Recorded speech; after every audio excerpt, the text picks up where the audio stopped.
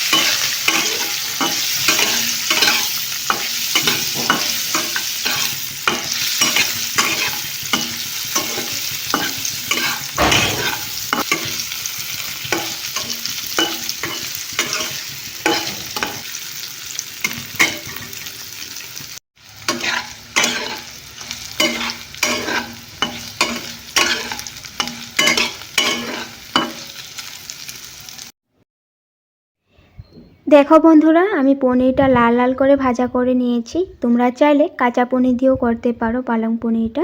তো আমাদের ঘরে কাঁচা পনিরটা কেউ খাবে না, তাই পনিরটা লাল লাল করে ভেজে নিয়েছি।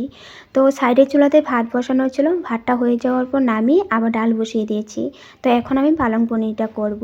তো মশলাতে আমি কী নিয়েছি তোমরা দেখে নাও। জিরার গুঁড়ো, ধনার গুঁড়ো, গোটা জিরা, কাঁচা লঙ্কা, পেঁয়াজ, টমেটো, হলুদ, নুন সব কিছু রেডি করে নিয়েছি। এখন এক এক করে যাব, দেখিয়ে যাব।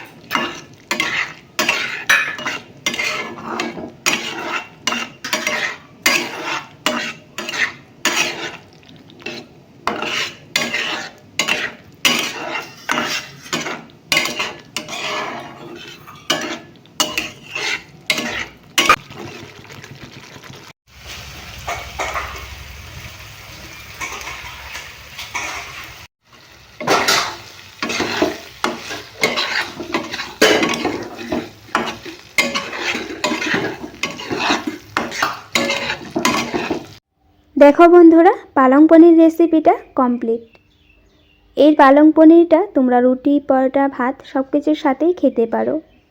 আমি যেভাবে আমার স্টাইলে দেখালাম পালং পনির রেসিপিটা, তোমরা এরকম করে একবার ট্রাই করো, খুব টেস্টি হয় খেতে। দেখো কি সুন্দর হয়েছে। তারপর মা মাছের ঝোলটাও করে নিয়েছিল, খাওয়া দাওয়াটা আমরা করে নিয়েছিলাম।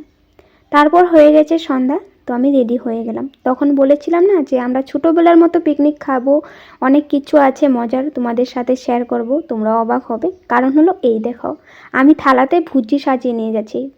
চাল, ডাল, তেল, নুন, আলু, পেঁয়াজ, রসুন, গাজর, একটা করে ডিম, একটা করে 50 টাকা। 50 টাকা তো একটা করেই, দুটো হলে তো 100 টাকা হয়ে যাবে, তাই না? তো যাই হোক, মানে 50 টাকা করে তোলা হয়েছে। আর ভুচি সবার ঘরের থেকে তোলা হয়েছে। তো ছোটোবেলাতে আমরা এরকম করে খেতাম। মা আবার আমাদের সাথে, মা আর ভাই আসলো দেখার জন্য যে এরকম করে পিকনিক এখন আমরা খাচ্ছি। এখন মানে বড় হয়ে গেছে, এখনের সময়ও কি মানুষ এরকম পিকনিক খায়? তো ঘরে এগুলো নিয়ে হাসাহাসি করছে। আর ভাই আর মা সাথে গেল দেখার জন্য কোথায় খাবো, আর মানে আমরা কিভাবে করছি এগুলো দেখার জন্য। সবাই জানতে ইচ্ছে মানে কিভাবে আমরা এরকম করে পিকনিক খাই 50 টাকা করে আর ঘর থেকে তুলে। তো সবাই ডিম এনেছে, যে ডিমেতে আবার অনেকেই না নাম রেখে রেখেছে মানে ডিম যদি খারাপ হয়ে যায় কারোর ডিম, তো ওই ডিমটা ওরই হবে। তো ছোটোবেলাতেও আমরা মানে এরকম করে ডিম তুলেও খেতাম, অনেকের ডিম খারাপ হয়ে যেত, এগুলো নিয়ে আমরা ঝগড়া করতাম। তাই এগুলো নিয়ে এখন আমরা তো ঝগড়া করবো না, কিন্তু ওই ছোটোবেলার কথাগুলো মনে করার জন্য আমরা এগুলো কাণ্ডকীর্তি করছি। মানে আমার ডিমটাতে কিন্তু আমি নাম লেখিনি, আমি নেওয়ার পরও আমাকে বলছে নাম লেখো নাম লেখো। আমি বলছি যে না, আমার ডিমটা সবার থেকে বড় স্পেশাল, সবার ডিমগুলো ছোট, তাই তোরা নাম লিখে রেখেছিস, সবারটা এক, কিন্তু আমারটা একটু অন্যরকম, না লেখলেও চলবে, আমি বুঝে নিব যে এটা আমার। তারপরে এগুলো এমনিতেই, কারণ আমরা ডিমের কারি করব বা ডিম ফ্রাই করব, ডিমের খোসা মানে বয়েল তো আর খাবো না, তাই খোসাটাতে নাম এমনিতেই হাসির জন্য লেখা হয়েছে।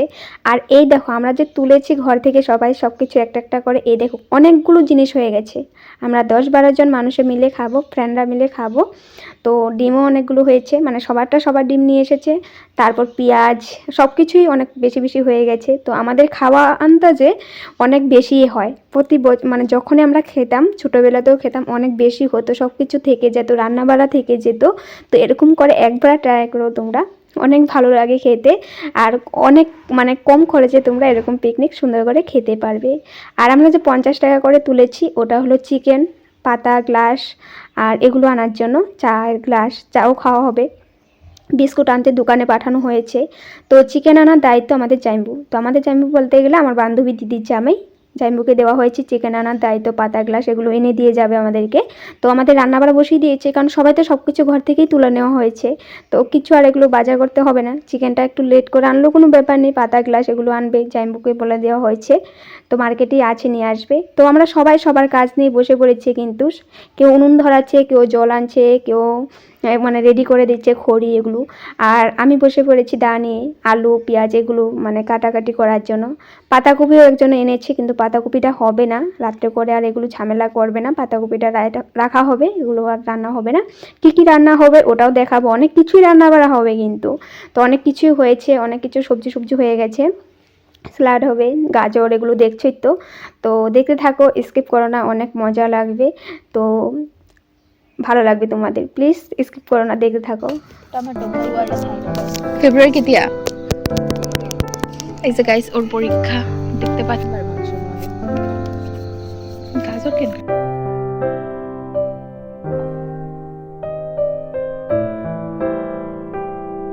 দেখো বন্ধুরা, বান্ধবীর বোন চা বানিয়ে নিয়ে আসলো, এখন আমাদের হবে চা পার্টি। বিস্কুট আনতে দোকানে পাঠানো হয়েছে দুজনকে, আর চা খাওয়ার জন্য চায়ের কাপ আনতে দেওয়া হয়েছে, মানে গ্লাস। তো এগুলো কাপ মানে ভরার লাভ নেই, এগুলো তো আমাদেরই ক্লিন করতে হবে, তো এগুলো কিনে আনাই ভালো, পাতা, গ্লাস এগুলো। তো এগুলো জাইম্বুকে দেওয়া হয়েছে। জাইম্বুকে জানতে চাইছো তোমরা, আমার বান্ধবী দিদির জামাইকে এগুলো দায়িত্ব দেওয়া হয়েছে, চিকেন, পাতা, গ্লাস, চায়ের কাপ এগুলো আনতে দেওয়া হয়েছে। তো এখনও আসেনি, আসলে আমাদের চা পার্টিটা হবে। তো চিকেন বয়েল নয়, ইগ বয়েল বসিয়ে দিয়েছে। আমরা ভেবেছিলাম ইগ কারি করব বলে, কিন্তু ঝামেলা করে লাভ নেই, ইগ ফ্রাই করব। তো ইগ ফ্রাই খেতেও ভালো লাগে। তো চা দেখো সাইডে যে বসানো হয়েছে, চাটা পুরো উতলাচ্ছিল কিন্তু গরমে তাপে। তো জাইম্বু চলে আসলো, তো এখন আমাদের চা পার্টি হবে। তো একের পর এক সব কিছুই তোমাদের সাথে শেয়ার করব। তো এখন মানে ডালটা আগে বসানো হবে, ইগ ফ্রাইটা পরে হবে, ডাল বসিয়ে দিয়ে আমাদের খাওয়া দাওয়াটা হবে, চা পার্টিটা হবে মানে। তো দেখতে থাকো, তোমাদের ভালো লাগবে।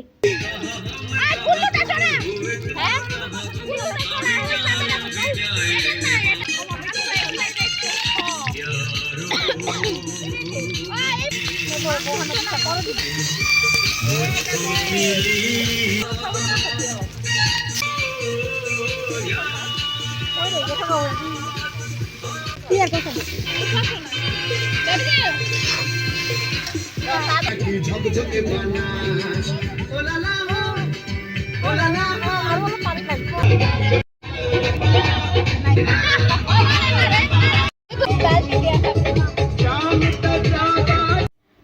দেখো এখন চিকেনগুলো ক্লিন করা হচ্ছে, ডাল পাতুরিটাও হয়ে গেছে, তো ইগ ফ্রাই হবে, ভাত হবে, চিকেন কারি হবে। তো দেখতে থাকো।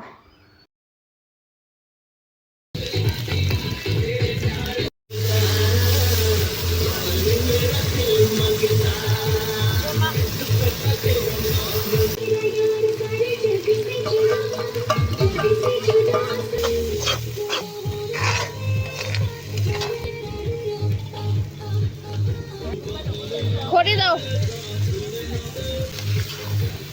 আলু দাও।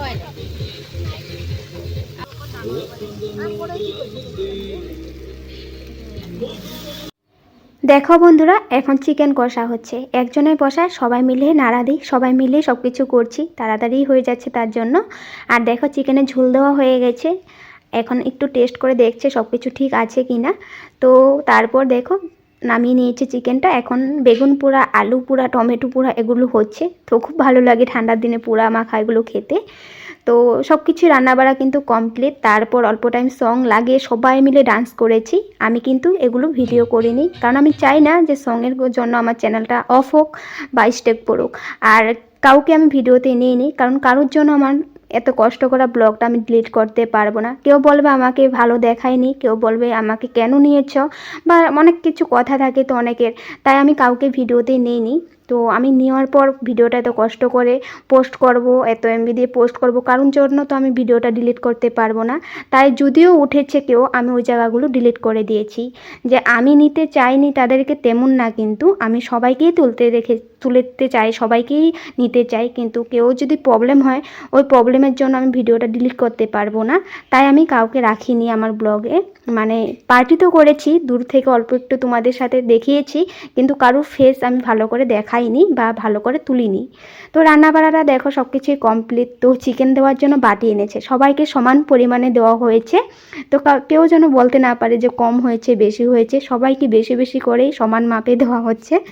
তো ছোটোবেলাতে আমরা এরকম করে পিকনিক খেতাম, ছোটোবেলার মতনই খেয়েছি।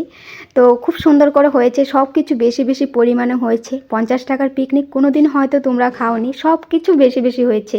আর এখন যে থালাতে দেখছো বেশি, তো সবাইকে বেশি বেশি দেওয়া হয়েছে, কিন্তু আমার খাওয়া দেখে তো আমার ঘুম পাচ্ছে, কারণ এতগুলো খাওয়া তো আমি খেতেই পারবো না। আর আমি কিন্তু এরকম মানে খাওয়া দাওয়া একদমই করতে পারি না, ঘরে যেটুকু একটু খাই, কিন্তু কোনো জায়গাতে আমি আরও খেতে পারি না, বা পিকনিকে হোক খেতেই পারি না। তো এখন আমি কিভাবে খাবো অত কিছু, ওটাই ভাবছি। তো যাই হোক, খাওয়া দাওয়াটা করি। আশা করছি তোমাদের আজকের আমার এই ব্লগটা ভালো লেগেছে, আমার পালং পনির রেসিপিটা ভালো লেগেছে। তো ভালো লাগলে কি করবে জানোই তো, লাইক শেয়ার করবে। দেখা হবে নেক্সট ব্লগে। Bye bye.